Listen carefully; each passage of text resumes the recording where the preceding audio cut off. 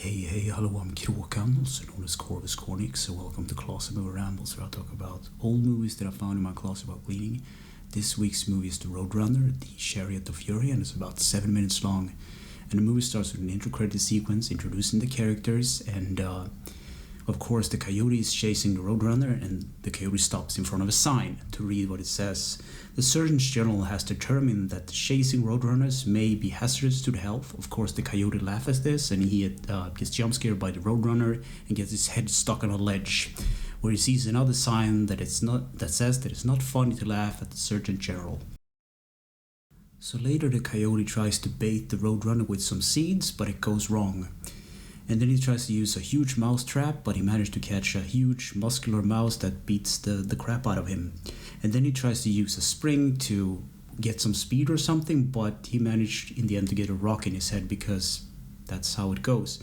And then he buys some Insta Road from the famous company called Acme, and he rolls it off a cliff because he was not thinking about the speed or something. And then he gets a bow to shoot himself, to launch himself, to kind of catch the Roadrunner, but it doesn't work as well. And then he gets a cactus suit, and I don't know what he was thinking about, maybe just being like camouflage or something, but that goes wrong as well. And at the end, he just went up getting lightning bolts, like one of those, lightnings that Zeus toss or whatever.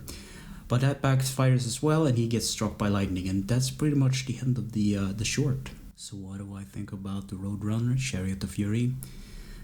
It's stupid, simple, and funny, and it's always hilarious how the coyote always managed to fail, and in new spectacular ways every time.